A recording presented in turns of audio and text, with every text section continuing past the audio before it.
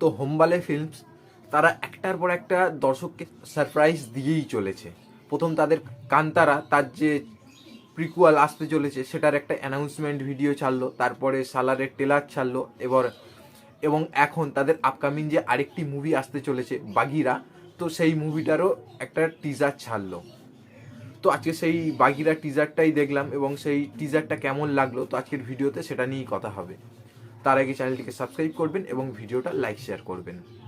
তো এই যে বাগিরা মুভিটা, তো এই মুভিটা অনেক আগেই অ্যানাউন্স হয়ে গিয়েছিল কেজিএফ আসার পরই। তো তখন অনেকে ভেবেছিল যে এই মুভিটা হয়তো কেজিএফ যে ইউনিভার্স তার হয়তো পার্ট হবে, কিন্তু এখন যেটা বুঝলাম যে এই মুভিটা কেজিএফের কোনো পার্ট হবে না, এটি একটি স্ট্যান্ড অ্যালোন মুভি হতে চলেছে। তবে এই মুভিটা স্ট্যান্ড অ্যালোন মুভি হলেও এই মুভিটার যে রাইটার সে হচ্ছে কিন্তু প্রশান্ত নীল, যে কেজিএফ মুভিকে ডিরেক্ট করেছে। তো প্রশান্ত নীল রাইটার থেকে কিন্তু এই মুভিটা ডিরেক্ট করেছে হচ্ছে সুরি। এই মুভিটা হোমবালে ফিল্মস প্রডিউস করছে এবং প্রশান্ত নীল যেহেতু এই মুভির রাইটার, তো এই মুভিটা থেকে তো একটা আশা এমনিতেই ছিল। কিন্তু এখন এই টিজারটা দেখার পরে আমার কিন্তু এই টিজারটা দুর্দান্ত লেগেছে। প্রথম কথা, এখানে এই মুভি যে লিডে রয়েছে শ্রীমুরলি, তো শ্রীমুরলি যে কন্নড় ইন্ডাস্ট্রির একজন বেশ পপুলার একজন হিরো, তবে প্যান ইন্ডিয়া তাকে খুব কম লোকেই চেনে, খুব অল্প লোকে চেনে। তবে আমার পার্সোনালি শ্রীমুরলিকে আমার কিন্তু বেশ ভালো লাগে, বিশেষ করে তার একটা মুভি দেখেছিলাম ভাড়াটে বলে। তো সেই মুভিটা দেখার পর থেকে মানে তাকে খুব ভালো লাগতে শুরু করেছিল এবং তারপরে তার আরও মুভি দেখেছিলাম, মাদাগাজা দেখেছিলাম এবং উগ্রাম দেখেছিলাম। তো এই যে উগ্রাম মুভিটা, তো এই মুভিটা কিন্তু প্রশান্ত নীলের প্রথম মুভি এবং সেই মুভিতে কিন্তু এই শ্রীমুরলি কাজ করেছিল।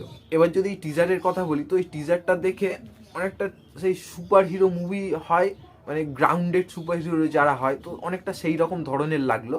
কারণ এই মুভিটার ওয়াইবটা অনেকটা ওই রকমই এবং এখানে শ্রীমুরলির ক্যারেক্টারটা, সে একজন পুলিশ অফিসার, রাতে আবার সে একটা মানে ভিজিল্যান্টি হয়ে সাধারণ জনগণকে রক্ষা করে। তো এখানে তার যে ক্যারেক্টারটা অনেকটা ওই যে একটা ইন্ডিয়ান মুভি এসেছিল অনেক আগে, ভাবেশ যোশী, তো সেই মুভিটার মতন অনেকটা টাচ লাগলো। এবং এর কিছু কিছু সিনারি এবং কিছু কিছু পোর্শন এবং এর যে ওয়াইবটা সেটা অনেকটা ওই যে ব্যাটম্যানের মুভিগুলো যেরকম টাইপের হয় ঠিক ওই রকম টাইপের অনেকটা লাগলো। এবং টিজারের যে এন্ডে যে শটটা রয়েছে সেটা তো একদম পুরোপুরি ব্যাটম্যানের ওই সিকোয়েন্সটার মতন, যেটাতে ব্যাটম্যান ও যে গথম সিটির মানে একটা কোনো বড় উঁচু বিল্ডিংয়ের উপর থেকে পুরো সিটিটাকে দেখতে থাকে। তো এখানেও সেই রকম ধরনেরই একটা শট রয়েছে, তো খুব ভালো লাগলো কিন্তু। এবং গল্পটা যেটা বুঝলাম যেটুকু, যে শ্রীমুরলি সে একজন police officer, honest police officer, কিন্তু হয়তো পুলিশ অফিসার হয়ে সে হয়তো মানে যেসব ক্রাইম হচ্ছে তাদের এগেনস্টে হয়তো কিছু করে উঠতে পারছে না, হয়তো ল অ্যান্ড অর্ডার বলো বা হয়তো কোনো পলিটিক্যাল প্রেশারের জন্য হয়তো অপরাধীদের সাজা দিতে পারছে না।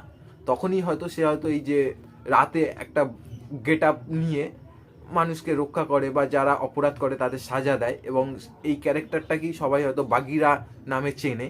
তো এই রকম ধরনের মুভিটার কনসেপ্ট হতে চলেছে। তো ট্রেলার আসলে মুভিটা সম্বন্ধে আরও ডিটেলসে জানা যাবে।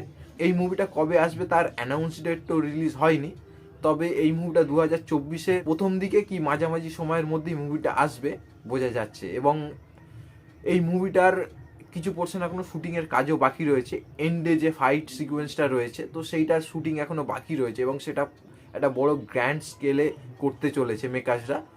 তো বাকি মুভির সমস্ত কিছু শ্যুট হয়ে গেছে, তো শুধু এই এন্ডিংটা বাকি রয়েছে, তো সেটা হয়ে গেলেই মুভিটা কমপ্লিট হয়ে যাবে।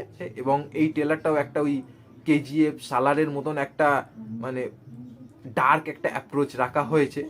তো সেটা ভালো, কিন্তু জিনিসটা বড্ড রিপিটেটিভ হয়ে যাচ্ছে। তো এই একটা জিনিস আমার মানে কি বলবো একটু খারাপ লাগলো, যে জিনিসটাকে এতটা ডার্ক না দেখালেও পারতো।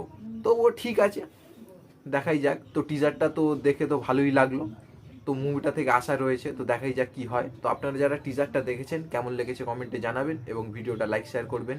ধন্যবাদ।